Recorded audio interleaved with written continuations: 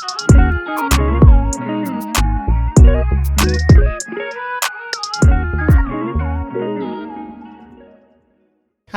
Hey, how are you? I'm good. What you got up to this week? Girl, you know how my week was. I do, because I was there too. So how was your week? It was really, really, really good. So if you guys follow us on Instagram, you probably would have already seen. But this week we got invited to do something so cool. And we got invited to feature on It's a Lifestyle Hun. And for those of you, I was going to say, who for those of you who don't know, but that is Melissa's Wadrobe platform. Mm-hmm. If you don't know who Mel is, like Mel of Mel made me do it. I feel like everybody must know who Mel is. I feel like if you're into fashion, if you're into fragrance, if you're into beauty, she should be your favorite influencer. Into Stormzy. If you're into Stormzy, you'll know that she is his stylist, and an influencer in her own right. So, but like a lifestyle influencer. Yeah, but I was trying to explain to somebody that I work with, like when you say influencer, I feel like it's like it minimizes what her reach and her range, her impacts, because it's not just like influencer, like as in if she posts something like you'll never see it again, it'll be sold out, done. It's actually very frustrating. It's done. That's literally Mel made me do it. So it's done. She can post the jacket, she can post the perfume. I swear one time she did one for pasta. Was it like Pastor Evangelist? There was something she did, and I swear to God it was done. That's powers. Yeah, listen. That's reach. Yeah. So she wanted to basically profile, as part of International Women's Day, she's doing like a week-long campaign on It's a Lifestyle Hun, and they're profiling like some people who are doing really well in their fields, like us. Period. Anyway, people like us. But like she wanted to do people who I guess do just normal jobs, which I think was really cool. Yeah, I think it's nice. Like she was explaining to us, because she was pretty much with us the whole time we were there. Besties. Which was really nice. She's a proper girl's girl. I love her. She's so nice. She's a proper and girl's hilarious. Girl. And I actually said to one of my friends, I think she may be funnier than me. And that's a big thing for me to say. Let's move on. That's big of me. But yeah, I think it's nice that she was very intentional about wanting to highlight women who are doing well in their career, but not she didn't go straight to the creative field and the industry, air quotes, of, people that are seen a lot and all the time. She wanted to highlight a different type of woman, which I think is important to do. Yeah. It is, because I was saying like, when you're online, like everybody kind of understands like from a body image perspective that it can distort how you feel about yourself. But I definitely think there's like a similar like phenomenon that happens around people with like either their careers or like what they earn and all this other kind of stuff. And I think it's like, it's really good to like just show a realistic view of like this is what people are doing. Like you can still do well working for somebody else, or you can still do well doing a job that a lot of other people do. Like that's fine. And I think that's really cool. Like there was the person that she profiled today was an accountant that I know there's like somebody in it that he works in product. I think there's a social worker, and like it's just ordinary people doing really cool stuff. Yeah, and I think with the pressure that exists now for people to feel like you have to work for yourself, you need to be a boss babe, but for yourself, boss babe. I think it's really nice that she decided to highlight the women who are doing it, employed, self-employed too. Yeah. But just in a different way. Yeah, like that's small what you're business, saying. No one thinks of HR. No one to be a successful ever thinks person. of HR. Except when they need someone to drag. So I love that for us. Yeah. And also, like, it was just an experience. Like, it was lovely. We got our herded. We got our makeup done. Oh, like. We got Jo Malone goodies. Listen, I felt so paid at the end of it. Like, when we were leaving, she was like, thank you so much for, like, I was thinking. No, thank you. Thank you. When we showed up, she was like, hi, I'm Mel. And I showed up without Velisa. Like, she came a couple of minutes after me. And when I saw Velisa in the toilet, I was like, she introduced herself. And what I really wanted to say was, I know who you are. I think I said it. I think I was like, did you say it? Yeah, I was like, yeah, she was like, oh, I'm Mel. And I was thinking, you telling me. She has to do that, Yeah, though. I know. You can't just be like, you know who I am already.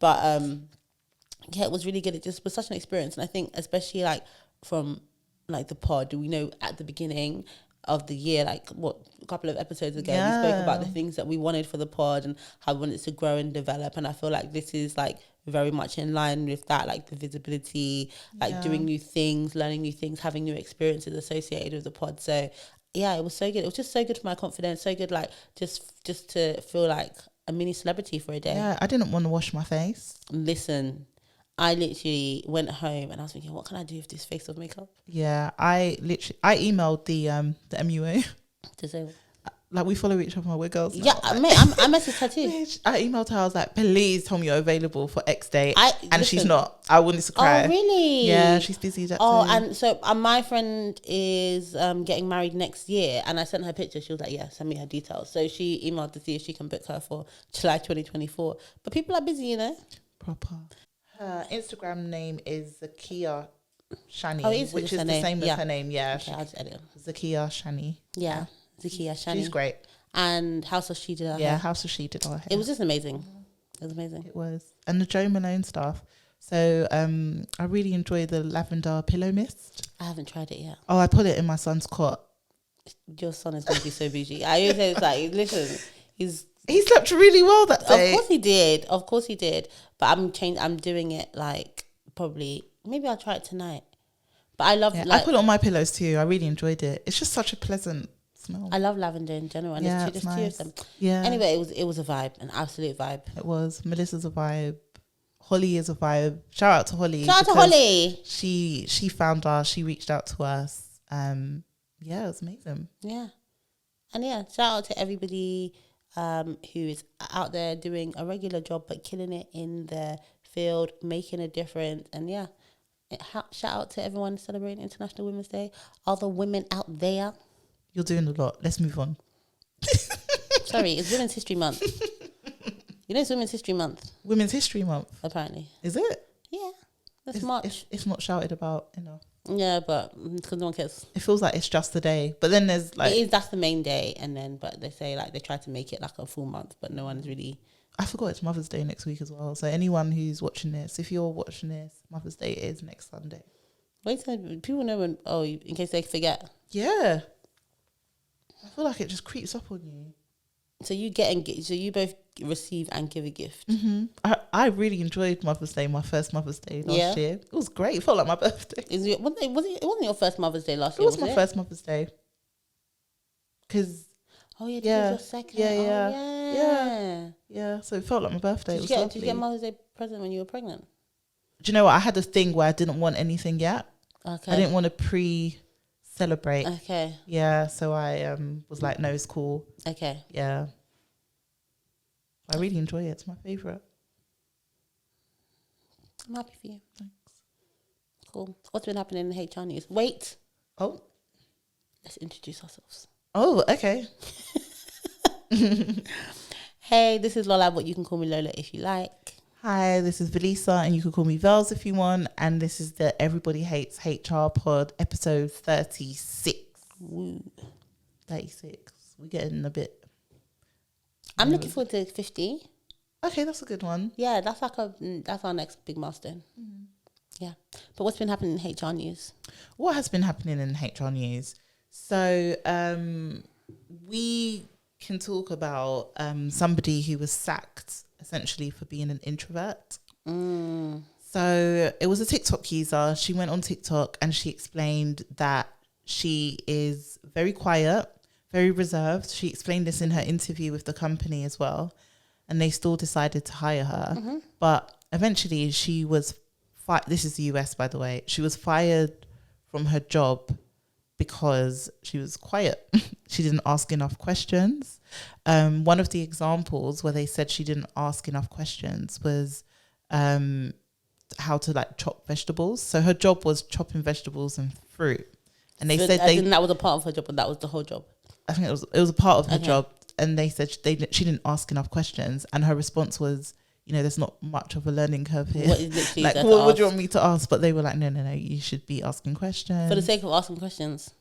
Literally. And then, she complained a lot about other people, basically saying she was too quiet and reserved. And it led to her being sacked. I think, to be honest, I can't say I'm shocked at the story. No, I'm not shocked at all. Because we're always saying, we want different types of people, but they don't. Yeah. They want people who want to go drinks with them.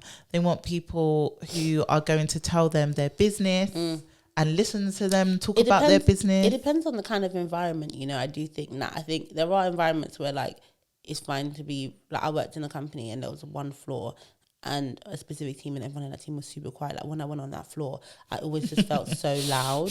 I mean, I'm loud anyway, but imagine me and it was like dead silence. So I feel like in that sort of team you could get away with it, but in a team where they generally have like people that are quite outgoing, saying that you want someone like, or you're happy to have someone who's a bit different and maybe a bit more reserved, and then penalizing them for it after is like, I think it's pretty normal. You think so? I think people do it all the time. Say, oh yeah, we like different personality types. People like, oh, you're not really very sociable. Like, you're not like. I think that people really, they just want to hire themselves over and over again. They do. I hate that though, because you are going to get some people who are just there to work. Some people want to come in, do their work and go home, and that's okay. Like, why do you need to, like, it should never be a conversation of talking to someone and saying, you're a bit quiet, it would be nice to hear more from you in a social way. Like, no. That's what I think. What you just said is very important, in a social way. I think it's absolutely fine. Like, if someone's very quiet in meetings or whatever and you want to hear their contributions. Yeah, that's different. I think it's fine to encourage them to speak more about work. Yeah. Like, and where it's relevant or where they're supposed to, like, where you should be, for instance, contributing to meetings and stuff like that. Yeah. But in a social way or in a way which doesn't add value, no. Yeah, leave it alone. Yeah. It's okay if they don't want to go for drinks or they come for one drink or, just... Or they don't have a question because they're not, like, I think it's different saying, like, if you, let's say she got asked to chop the vegetables, she didn't ask any questions and then she did a madness.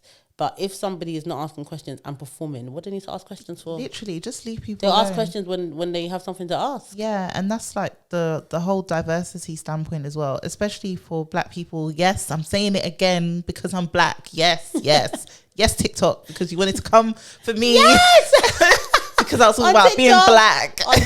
Some of the people on TikTok were fuming. Like, some people don't have lives, There was one, we posted a TikTok, that one about Eamon Holmes, talking about that from the pod. And I swear to God, some people dedicated there was at least all 3 day. people dedicated their whole day to doing back and forth. Literally. I hope they're well. But anyways, we digress. But yeah, as a Black person, you might not necessarily feel comfortable bringing your whole self to work. So it it means that you might be quieter because you just don't feel comfortable bringing a certain side of you to work. Do you know what I mean? Because you just don't know how it's going to be perceived. You're usually the minority, so you just don't know how you're going to be perceived. People already have premeditated thoughts about you, even if you're nothing like that. So you become a bit more cautious. Yeah. And therefore you may not want to, socialize too often because it may become draining. It may become exhausting to do that. So I feel like companies just need to be more mindful when they pull someone into a room. Oh, I just want to know if you're okay because you tend to be quite quiet. So what? I'm quiet. Literally, quiet. Back up. If someone was talking every day of their lives, then one day they got a bit quiet. Yeah, cool. Do check in with them. Do what, or even ask them the one time. Like, even if you have a person, you're getting to know them, and they say, "Oh, you're a bit quiet. Like, is everything okay?" And they say, "No, to be honest, I'm just a quiet person. Like, I tend to blah blah blah. I tend to be like this. I tend to move like this." Now you know. That's it. Calm, relax. Now you know you don't have to be worried about them. You don't have to wonder if they're engaged, if they're doing their work, if it's all good. Agreed. And then on the flip side of that story, there was one in the UK where a man actually won a case because he didn't really get too involved in team activities and social activities. And they said that, essentially he wasn't like the right cultural fit because he wasn't getting involved. So he won. Good for him. Yeah. Because at least you come here to work. Yeah. I really think it's sick when people act like you come to work to find friends. If you find friends, wonderful. Some people, work is their only it's not acceptable. It's not acceptable. It's where they make their friends. It's fine if that's how you make your friends, but you can't now force me to become one of them. It's true. Like, it's actually a sickness. Well, you never come out to me. Yeah, because I literally want to spend time with my family. No, I have a life. outside of this place. Yeah, if you want to be here, I love that for you. Me, no. I have places. I'm going home. Yeah. I'm not even going home. I'm going to be with my friends. Literally. And that's okay. And that's okay. It's okay. Anyways, what else is new? There was a guy who was fired from the BBC. I think he was actually a presenter on one of the radio stations. And he was fired after a few things happened, but he basically swore at two female colleagues. The fact that they're female is relevant because they had previously made complaints against him, and one making a complaint against him for sexual harassment. And at that point, they said it was unacceptable and blah, blah, blah. And they were going to go through a process with him, a disciplinary or whatever. And then he had apologized, and the people had agreed to let it go. And then again, something happened, and then he called them, see you next Tuesdays. And then he told them, you better not tell, because obviously they had already complained, and he was told that he would get into trouble and he could lose his job if his behavior didn't change. So rather than him to just change his behavior, he continued, but just threatened to the people not to tell. Anyway, when it all came out, he was fired, and he took him to the BBC to Employment Tribunal, and he said that it was nothing to do with the fact that he had sworn at the colleagues, and because he had depression, they wanted him out and all this other kind of stuff. His case was thrown out. They said no, he wasn't successful. He lost the case. And yeah, it's been a bit of a talking point around is someone swearing in the workplace enough to actually dismiss them and stuff like that? Because there was another recent case where a woman had complained about her manager and the way he was speaking and him using inappropriate language, and said that she felt bullied or harassed by it. And in a meeting, she had said something, and he said, I don't give a F. Mm-hmm. Yeah. And the judge in that case had said, no, actually, that's not enough, because now swearing is so commonplace in the office or in the workplace that it's not even enough to offend people. You need to now think about, is it meant to be offensive?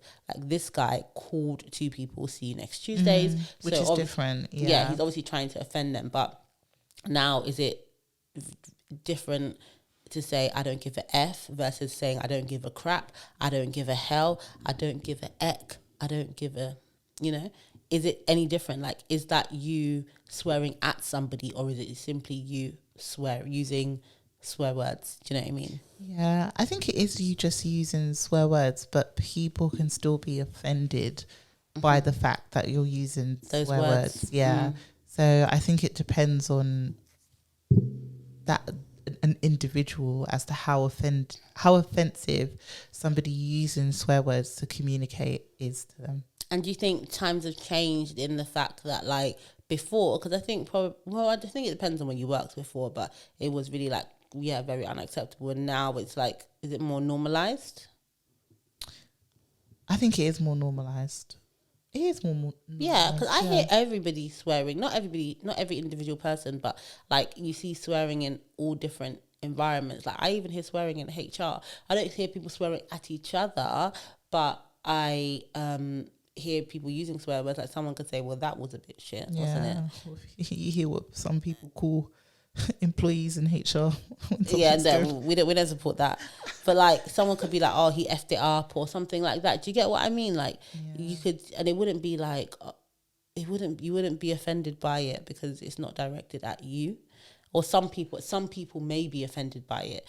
Some people don't want to hear that bad language used around them. Yeah, I think it depends. When I was working at the recruitment company, how much I loved the recruitment company. Yeah, I can imagine they were effing and blinding. It was too much for me. It was, every other word was a swear word. And it's why can't you just have a regular conversation with me without swearing so much? I still understand what you're saying, where you're coming from, and what you're trying to express.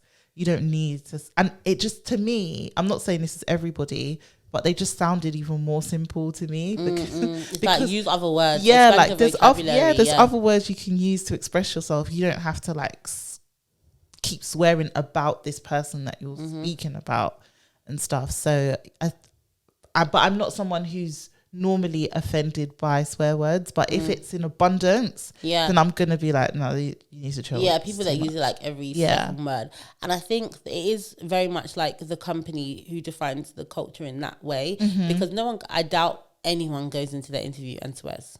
Yeah, of course not. So it's only, you can obviously control it because you don't do it in your interview. So it's then when you get into the workplace, listening to others around you, seeing others around you, seeing what adapt. the norms are, you adapt. So if you come into a place where they're not swearing and that's not acceptable, then you won't either. So I don't necessarily think it's on any one employee. So the guy he obviously called his colleagues that he's an idiot. But if, like, for instance, the manager that said, I don't give a F in a meeting, obviously it's not appropriate. That's not how I would necessarily talk to someone I manage. But he must have been emboldened to use that language. It couldn't have been the first time. Yeah, that's true. I had a Christian manager. Like, he was very open about the fact that he was Christian. So he never swore or anything like that. So everyone was pretty conscious. Some people, not all, but a lot of people were conscious about how they spoke around him, because he made it very clear how he felt about it. Yeah, I think that's nice to be like aware of who's around you as well. Do people ever swear in and apologize to you because you're HR? Yeah. All the time. I sorry. find that hilarious. I'm like, no, I've literally heard that word before. It's okay. Like, I just think it's funny because they're like, oh, sorry. Or they're like telling you something and they'll be like, excuse my French, and they'll say something like crap, and you're like, that's fine. They act like they're talking to their granny or something. Literally. Like, it's so funny whenever they do that. I'm like, no, it's okay. It's okay. Yeah. Yeah. So also, because everyone loves, working 9 to 5 and stuff, right? I looked up the top 10 UK cities with the highest employee satisfaction. Go on, I don't know. I'd love to hear. Okay, so in at number 10. Okay, reverse order. Good. Yes. Good. In at number 10, Cardiff. I've been to Cardiff for work. Seems all right. I think the pace is quite like slow. Yeah, so I can imagine it's all right. Number 9 is Oxford. Okay, what's in Oxford? Number 8 is Manchester. Okay, I would have thought Manchester would be higher. Same. Because I don't know. I just thought it would have been higher because everyone that I know that works in Manchester seems quite happy. And yeah. It's quite. Number 7 is Nottingham. I couldn't tell you anything about Nottingham. Number 6 is Leeds. Okay. Number 5 is London. How did London make it? I don't know. Money? It's the money. Yeah, it is the money. There's no other reason. What? Wait, is it to work? Places to? I guess. Yeah, highest employee satisfaction. But are you satisfied because there's stuff to do in London? Are you satisfied because your employer is a good employer? It's nice to work in London. Do you get what I mean? Highest employee. Because I feel like I can't accept that. It must be the money. Yeah, it must be. Number 4 is Newcastle. Number 3 is Bristol. I like Bristol. I can imagine that Bristol is I used to go to Bristol a lot to work, and I always liked working there. And I can imagine that Bristol's quite a nice place to work and live. Yeah. Number 2 is Brighton. I feel like there's nothing there. Oh, you've got the pier. Yeah, I mean for work purposes. Oh. What kind of person works on the pier? And number 1 is Cambridge. I was literally thinking, what all of this leading up to number 1? I was thinking he was going to say Birmingham because that wasn't on the list, was it? No, it's not. Cambridge is number 1 with 3.91 out of 5. So all of the scores are pretty low then. If the highest is less than 4, that's very it's really true. the best of a bad bunch. Basically, but I'm surprised London is number 5. Like, I saw a TikTok today of I think he's American, but his accent was a bit mixed up.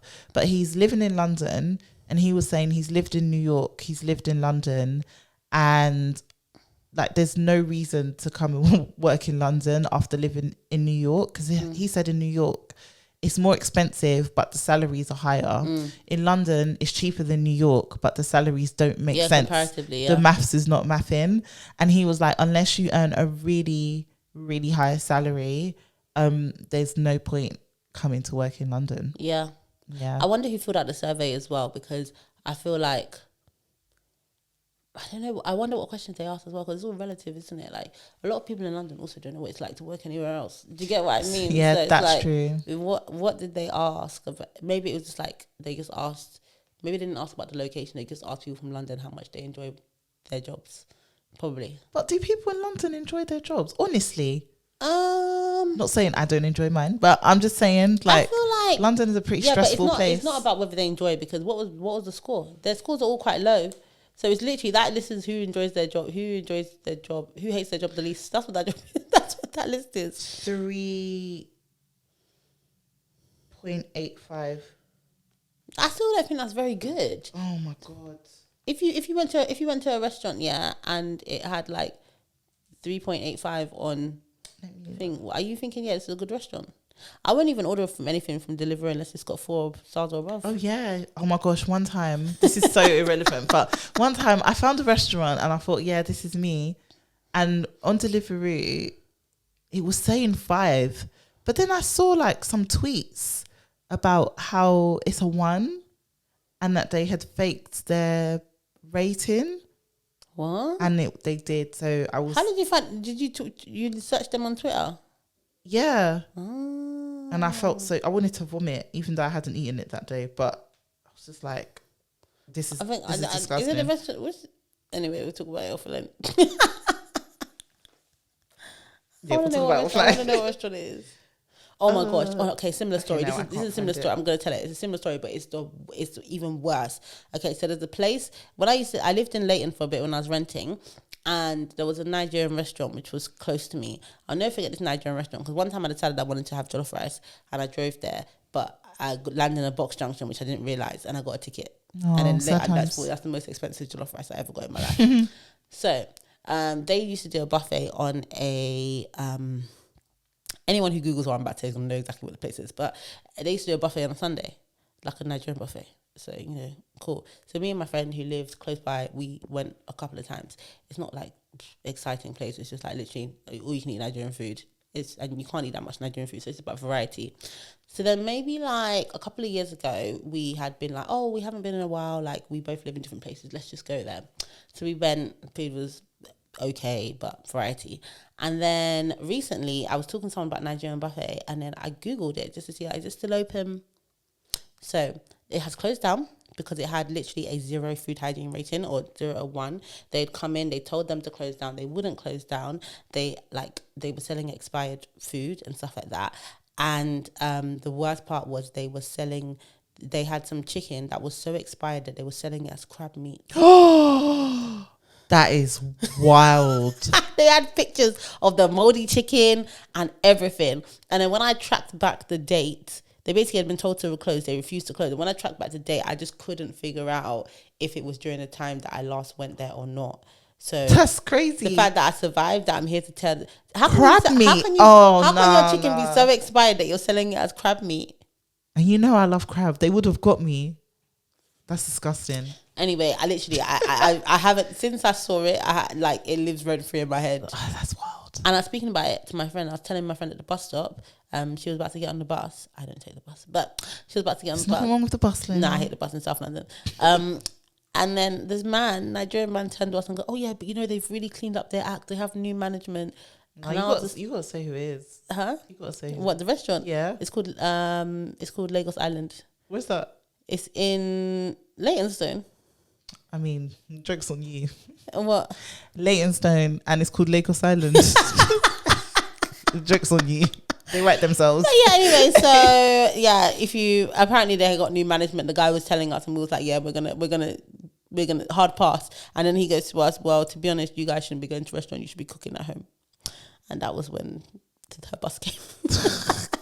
Gosh. Nigerian men have audacity. Oh gosh. Anyway, so yeah, that was my very traumatic story that I discovered. And that was very recently that I discovered that. I could have definitely, if you Google it, trigger warning. This is your trigger warning. If you Google this and you see what was in that shop, just say I didn't warn you. That's wild. Anyway, sorry. Back to HR. They were selling it as crab. Do you know what how chicken has to decompose before you sell it as crab? That's crazy. I'm so happy I survived. Too wild. I can't. You know me, I love crab, I would have gone there and be like, yeah, this is me. Like, Nah, I don't eat crab, thankfully. That's crazy. But anyway, we digress. So I was gonna say, okay, yeah. So something else that I saw, which was quite interesting. So a while ago, you know, there was a judgment about, this is another one where they were dragging us for no reason, but there was a harassment where there was a judgment where they basically said calling someone a bald old man is sexual harassment. Yeah. So kind of along that vein, there was a man who was dismissed, who had recently won a employment tribunal case because he said it was constructively dismissed. So he worked at an organization in their sales team, and he was, you know, kind of 50 plus, kind of an older white gentleman, and the head of the business or the CEO or whoever was his boss basically said, like, they want more diversity, and he doesn't want everyone that looks like him because he was also an older white man. He was like, I don't want all these balding 50-year-olds, basically, is what he said. The guy who, the employee, even though he wasn't balding, he felt offended. He felt like he was in the... Even though he wasn't balding. He wasn't balding, but he felt like balding was more just like a symbol of old and white, the older white men. So he was like, he was offended, and they were saying stuff like they need more dynamic people. They need people that are more dynamic. And I think people just say dynamic when they don't want to say young, but they're actually very different things. That you can be older and dynamic. Yeah. So they were saying they want more dynamic people. He had put through they were recruiting. He had put forward some candidates who were also a bit older, and they had rejected them all in favor of younger people. And then somehow, I don't know how, he didn't say, but he had found out that the boss had basically said, rather than hiring one of these people, I'll hire two of them if we can get rid of this employee before his 2 years service. So he was coming up to his 2 years service, and he basically discovered that they were trying to get rid of him to make room for more younger, I don't even want to say diverse, because this is not how diversity should be like marketed at all. But yeah, so he discovered that he went off sick because he was having panic attacks and all sorts. And then ultimately he didn't wait to be dismissed. He knew he was going to be. So he, I think he must have waited until after his 2 years service. So he went off sick and then resigned after he got his 2 years, and then put in a case for constructive dismissal. Which is, to be honest, as far as HR playbook goes, I respect him for it highly, the right thing, because they were literally they're gonna try and dismiss if you him. Have that as well, then you can get something. He got money, right? Yeah, he got £71,000. There you go. £71,000. The judge said it was clear that they were trying to get rid of him before his 2 years service, and if he hadn't gone off sick, he has no doubt that they would have done it, and they discriminated against him because of his age. 71 grand. Must be nice. Listen, he literally went off sick. I rate him. It's key. That's why, you know, I'm not Debbie Downer, but don't celebrate your probation period, because it's a 2 year probation period. Yeah, I said that again in one TikTok, and everyone was just like, that's not how it works. Blah, blah, blah. I mean, I'm like, listen. You want to celebrate your 3-6 month? Go ahead. But, you know, it's an achievement. It's an achievement, but you're not safe. You're not safe at all. You're not completely safe. But I like when people are educated as well. Like when people do the Googling and they use the information to do like the right thing. Yeah. I don't believe in like obviously going off. Obviously, he was also like experiencing panic attack. He was genuinely like experiencing like anxiety and stuff around it. But I really support it, because he didn't want to stay and he would have had no recourse, which is what I really hate about employment law in the UK. Like, there is lots of stuff that you can do, but before you have 2 years service, can't really. But this is age discrimination, so he would have been able to do it anyway. Yeah, that's true. He would have been able to do it anyway. So, he did that. And yeah, I just think it's really interesting. Like, people want diversity, but it's like, I wonder if the manager there, if everything was going good, the business was making so much money, would he still be like mongering, you know, all this diversity? Would he be like, we need more diversity? Diversity is just the ultimate buzzword. I hate it so much. Yeah, in the workplace now. I hate it so much. It's just the thing, like diversity. Companies just know they look more marketable, but they don't know what to do with diversity. They don't actually want it. What they want is money. And if diversity is the route to money, then yeah, cool, they'll go down that route. But if a lack of diversity is also the route to money, listen, they'll say, F them. Literally. Redacted. We're good. We're good. They'll say, F them redacted. We don't need them here. It's true. It's actually true. Like, I just think it's like a poor reflection of like what people are supposed to do. And I think that person will go away now. This employee, he got his 71 grand, but I reckon he'll really like struggle not to have some resentment towards younger people coming into the workplace. He'll be the Eamon Holmes of wherever he goes next. He will be. Yeah, definitely. Makes sense. Poor Eamon. We've got a dilemma today. We have got a dilemma. It's been so long since we even mentioned having a dilemma. So for those of you who are new here, before Christmas, we were doing like dilemmas more frequently, but we have an email address. So wherever you're listening to this, go into the description and you'll see like we have an email address there. You can send us your dilemmas, your work-related dilemmas. Please, like, respectfully, we'd love to find out what's going on in your relationship, but we are not the receipts. So if you have a work-related dilemma, feel free to send it to us. So let me read this one. You haven't seen it yet, have you? So it'll be good to get your view on it. Okay, it says, congrats on the podcast. Absolutely loving it and have found it so inspirational. You are smashing it, girls. Thanks. Thank you. My question for you, please keep me anonymous. I have over 4 years within my role in a top professional services firm. I'm a people advisor and have recently submitted a flexible working request to do compressed hours, 10 in 9. So that is, it says it here as what she explained it. Essentially, every other Friday off. So you do that 10th day's hours over the other 9 days, right? So you get your 10th day off. I submitted this on the basis of better working life balance and to improve my mental health. For context, this is a working pattern that we see all across the business in different service lines. And whenever we see the request that mentions bettering mental health, we in the people team always encourage the line manager to approve the request if they can, especially given the 3 or 6 months trial period that can be put in place. Mm-hmm. However, now that I have submitted the request for the similar reasons that others in the business have done, my request has been rejected. The grounds for this rejection were on the basis that my team would not be able to pick up my workload on a Friday and that I would be setting a precedent for other people in the HR team to submit their own requests. Without going into details, I have, of course, thoroughly picked this apart and appealed the decision, and I'm currently waiting back to hear from our people partner. Whilst I know that I have a strong case and the points I have raised in my appeal are completely factual and relevant, I just have a gut feeling that the decision is not going to be overturned. Can I get you girls' opinion on this? And please let me know, 1, what would you do in my situation if my appeal is not upheld? And 2, what are your thoughts on HR for HR in general? I think we have a double standard of what we do for our employees versus the treatment we give to ourselves in the people function. Mm-hmm.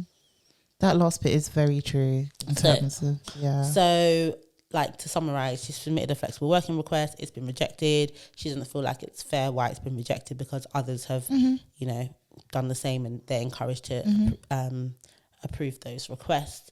What are your thoughts? First of all, what really happens on a Friday, every other Friday? I'm sure that, if she's not working on a Friday, it's not, the building's not going to burn down. It's a Friday. Yeah. So if anything, it's probably not going to be dealt with. Yeah. That's how much work you do on a Friday anyway. And she's not going to deal with it properly until Monday, most likely. So I don't think she's not asking for there is a team. Yeah. And she's not asking for, I think, unreasonable, she's not asking for unreasonable, flexible working days. Yeah. So she said, what would we do if our appeal was not upheld? I think the reasons they would have to give would have to be exceptional. They have to come with that HR speech. It has to make so much sense. But in all honesty, I think it would depend on circumstance. You know me, I'm the rebel out of the two of us. So I'll create my own flexible working. Fridays on a Friday, you get what you get. Literally, like whatever I give is what I give. I've already told you, you're not listening to me. I will, create my own independence on a Friday. But depending on circumstance, it might be that you just go somewhere else. You know? But the thing is, I was thinking about that, and I'm like, in terms of going somewhere else, will she be any better off? Because that's true. She might not get it somewhere else too. You might not get it somewhere else. So she's been there 4 years. I feel like they're being a bit harsh. I think it's ridiculous. Yeah. 9 in 10 is one of the most easy. Sorry, 10 in 9 is one of the most easy, flexible working requests to approve. She's been there a long time, so she's clearly proved herself. I think they're being harsh. Like she said, like HR is being harsh on HR, especially if the rest of the company have similar working patterns. That means that if she isn't in on that Friday, the chances are there's a lot of other people who aren't anyway as well. So what's the problem? Exactly. And also, if you know how professional services firms work, like it's actually much harder for them who have real external clients to be flexible than it is for an internal team member. Like and she said she's at one of the top firms, so you have a big team, like you should be able to flex and do different, you know what I mean? You should be able to accommodate that. What I was thinking when I read it is one of the things that you could do, because I think finding a job that is 10 in 9 is going to be harder. Like you can't, I think it's much harder to go to an interview and say, okay, I want to do compressed hours or something like that. But what you probably could do is find a part-time job at 0.8. So a 4 days a week job, like you're more likely to find a job that's 4 days a week, and if it has an increase in pay, you might not be that far off, because really you need a 20% balance out. And if you've been at your company for a while, the likelihood is that in an external job you'll get more money. That's true. That's a shout as well. So that's probably what I would consider doing. Like I think it's crazy, that they didn't even offer a trial. That is crazy to me. Yeah, because with flexible working, you, like she said, you can do 3, 6, 12 month trials. But do you know why they didn't offer a trial? Because it will work. Because it'll be fine. Yeah. Because it'll be fine and they don't want it. And I think the main issue, what they said, which I don't even know how. Sometimes, you're like, are you a good HR person or are you nonsense? Because say it will set precedent for the team. They literally, that one thing in flexible, when you look at the law around flexible working, there's a certain number of reasons that you can decline them. One of them is kind of a catch-all, with like any other reason, like you won't be able to continue business, or you won't be able to meet the demands of the role. So that's the one they always use if they want to. But if you approve one person's flexible working request, there is no, like, it doesn't set a precedent. Like, there's no obligation to approve to do another. It for everyone else. In fact, you can actually decline someone's flexible working request because someone has one. So if someone says, "Oh, I want to have Friday off," and then you say, "Okay, cool, I've approved that." Somebody else can't come and say, "Oh, Velisa has Friday off, I want Friday off." Well, no, you can't have Friday off because Velisa has Friday off. And we need to have good coverage across the team, across the week. So, like, to say, oh, it would set a precedent for other people in the HR team, and to write that down, there's no. They should know better. They should know, so that they should really know better. You think that in your head, but you don't write it down. Yeah. Do you get what I mean? And also, as I understand that everyone's human, but as HR professionals, also let's do better, because if you actually have a team where other people are going to be like, "Oh, this person had day off, I need to get it." Like, you literally need to know that might not be possible for you, and that's fine. And if you wanted it, you would have. If you really, really, really wanted it, and it was important enough for you, you would have done it. You would have requested it first. Yeah. So I just feel like it's just not good enough. So I would see what happened. Maybe it will get approved. If it didn't get approved, I would and it was really important to you. Obviously, you just look at the situation now. Like, let's say you have a remote job, it's pretty comfy on a Friday, you're not really doing too much anyway. Like, look at the circumstances that you're in and see if it's even worth leaving. Because sometimes, like, leaving is kind of long. Like, you have to, like, meet new people, show that you're good enough. Whereas where you are, it might just be a bit, like, comfy. So I would just think about that, and then if not, for sure, look for a part-time role, like a 4-day-a-week role. Yeah, I agree. That is paid more highly. Yeah. I'm just thinking of the second part where she talks about what do we think about HR for HR. I think HR, they're the worst HR to HR. we always forget ourselves. We're always the last. Like, I remember when I was HR admin and I was looking at the total rewards things that I was putting together, and I remember thinking my manager works really hard and I feel like it's just been ignored, but then all these other people in the business are getting, you know, salary increases, bonus increases and stuff, and I just feel like it's because HR do a lot of the work and then are often overlooked, and then HR often feel awkward. That's what I was gonna say. About having those conversations, even though they have those conversations as HR all the time. Do you know what it is? I think it's because, like, for a lot of managers see those conversations as burdensome or a pain. So like HR is like, oh God, like, and some HR see it like that as well. Oh, someone's asking for more money. Oh God, it's something that you have to manage or you have to deal with, and we therefore don't want to be the person that is causing this issue that needs to be managed or dealt with. So I just think that's part of it, but that's so bad. Like, we shouldn't be like that at all. Like, we should be advocating for ourselves, like, more than other people are, because we should leverage the fact that we have the skills to have those communications, and that and we know how things work. Rules. We know the rules. We know what you can and can't say. We know what you can and can't do. So you should leverage that to have those conversations. And then I just think HR are just I think because of what we deal with, the traditional HR roles anyway, what we deal with is just so exhausting sometimes and so draining. When things happen to HR, you don't always want to deal with it in the way that you would deal with it if you weren't HR. And also because we know how exhausting it is. Yeah. Like, you know what it entails. Like, I had someone that I worked with before that worked in HR, and I'm pretty sure that she had been discriminated against in the role that she was doing, and she didn't want to. I was like, put a claim in. Didn't put agreements in. Yeah. Like, it's We're just really you're bad just at like, it. you know what the process looks like, and you can't be bothered, and it's like you don't want to be a pain, and you don't want the reputation, because there is a reputation that there shouldn't be. But you know, like, some employees can get a reputation for being like high maintenance, or like always needing stuff, and you don't want to be that person. It's true. And also, like, don't kill me, because I know how you girls like to tussle. But I've never met a good HR BV for HR.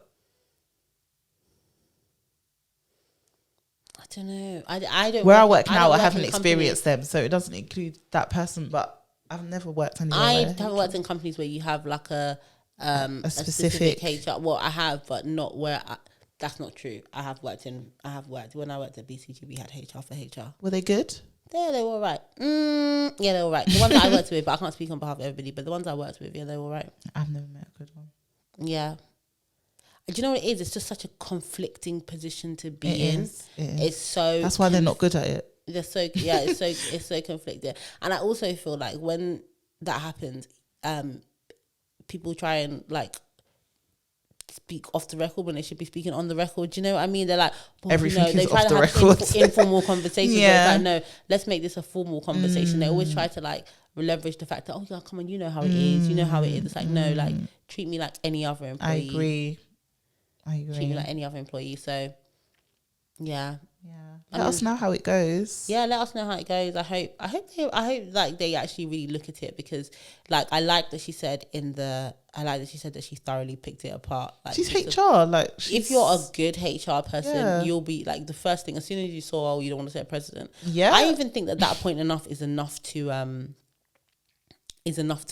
kind of shoot themselves in the foot by doing that. Someone so before she tells me I'm putting all her business on the internet, but someone said something similar to my mum when I basically bullied her into raising a grievance against. She won thanks to me. Good. I did the same thing with my mum. Yeah, like when I won, I felt so vindicated. When you won? Yes, when I won. When I won. But it was the same thing, and I literally pulled that apart, because like you can't say things like that. You can't. It's so bad. Like, it's 101 bad. Is that it's such a lazy line management. It is. That's what it comes down to. Lazy. It's a lazy line management, because you are thinking, if I do this, then I have. It's easier for me to say no to you than to have a conversation with 5 other people that will want it. And employees are sometimes like children, so it's like, oh, I never knew I wanted that, but now such and such has got it. I want it too. It's like, that's how it is, and they don't want to have those conversations. They don't. So they would rather just make you do something that you don't need to be doing. Yeah. Lazy. Just before we wrap up, I just thought of something that's related but not really related. That's our speciality. You know, when we was in the Uber the other day after the It's a Lifestyle. Our Uber driver was really on it. Oh, after you left, I wanted to jump out the cab. Nobody.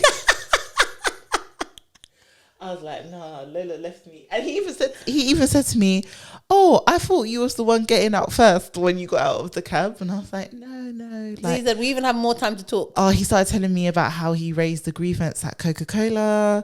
And then he raised another grievance somewhere else, which he didn't want to disclose. He won one, lost one. Oh, okay, so the one that he lost is the one that he didn't want to talk about. Yeah, he won the Coca-Cola one. What was it about? I can't even remember because I just remember I was feeling a bit sick, and I had a meeting to take, so I wasn't really listening to him. So the story that he actually told us in the car was basically he was black, again relevant, but he was saying that his nephew is at a private school, and we were basically looking at all the comments from Eamon Holmes, and we explained to him the context and stuff, and he was like, his nephew's at a private school, and his something was going on with his nephews, but his brother and his wife put in a freedom of information request, so kind of like a subject access request for like public sector, and they basically found all these emails of like the teachers openly making racist comments about like them, like, oh yeah, the black family's doing this again, oh god, don't do that because that black family will come down and do this X, Y and Z, and that basically came out. I don't even know what they did about it, because there's no way that you're not compensating me in some way. He didn't say that they had done anything. I can't remember, but I just thought that is crazy. Imagine just openly, like, do you know how like comfortable you have to feel to write? Again, why do people write this stuff down? It just shows how normal it is and how you didn't even think twice about it. He was telling us that story, and then he really went off into like, oh, I'm not surprised he raised a grievance at Coca-Cola. I love that for him though. He went off. Do you know what else he said? What was the grievance about? I can't remember. Oh, okay. But do you know what else he said, which was so irrelevant? What? So I was about to take a meeting, and he was saying he doesn't think women should work. And then he said, okay, I'm gonna let him land. He basically said that loads of his friends are bringing women over from Nigeria. Oh my god, he's giving passport bros. It's giving passport bros. He said too many women in the UK, when they start working, the ideas of family are destroyed when they go to the workplace and they see like working mums. I just feel like if I start talking now. He said that, so then they're seeing all, they're seeing these different women, like, still go out, have a baby, and still have a life. Yeah. And they're like working, and he was like, when you bring them over, like, rather than letting them go into the workplace to destroy the ideologies of family, you just like, your woman should just not work. And they should say, and I was like, well, I'm going to take a meeting now. I was going to let him land, because listen, there was no landing. If someone wanted to retire me now, they can retire me. Yeah. But me, I'm going to be outside. Like, as long as you know that, like, if my boyfriend decides, he's a millionaire now somehow, and I don't have to work, I can be with it. I'm happy with that. I'm not going to be a housebound slave. I'll be outside. Have you seen this? I'll be in Miami, Cancun. Have you seen this passport bro stuff? Not some passport bro stuff. Oh my god! So basically, it's basically exactly that. So in America, there are these men who are basically like, oh, American women, they just don't have the family ideals. They blah blah blah blah. So in America, they don't all have passports. Some of them never have one. Mm-hmm. So basically, they go and get a passport, and then they go to these other countries. It's basically, I want to call it like a type of sex relationship tourism. But basically, they get their passports for the first time. Pathetic. And then they travel to like South America, parts of Asia, parts of like DR Africa.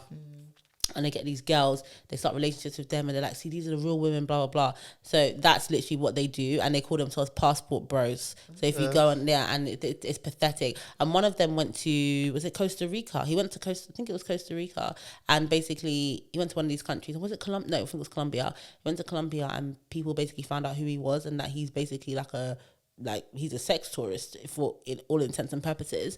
And then he was like basically running for his life. Like, they basically like his face was on the news, and they were just like, this man is here for this. Like all the men were like, we're trying to protect our women from these black men. Like, and most of them are black as well. Yeah, the passport bros.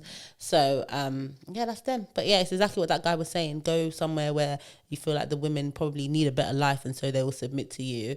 Bring them over here and let them be your domestic slave. That's wild. I don't know what's wilder, that or the chicken being crab meat. I'm gonna put that is gonna be our poll this week. What's a wilder story? These passport bros or the crab meat chicken? I'm gonna show you the picture because I'll need you to see it because it lives rent free in my head. And I'm definitely Googling after this episode. Yeah, Lagos Island. Avoid it if you love your life. Oh gosh. Oh, please, when our It's a Lifestyle Hun stuff comes out, we need you posting, liking, reposting, sharing it, comment on sharing. it. It would have been out like 2 days before this drops, but go back. Yeah, read the article. Yeah. Oh, we didn't even say that, and we've also written an article for It's a Lifestyle Hunter. It's on the website. Yeah, there's like a little profile of me and Velisa and an article about something HR related. Yeah, it's about getting promoted and leveling up. So we should do something really because performance reviews are happening now. So yeah, it's relevant. Yeah, like, comment, subscribe, all that good stuff. It's a wrap, guys. Bye.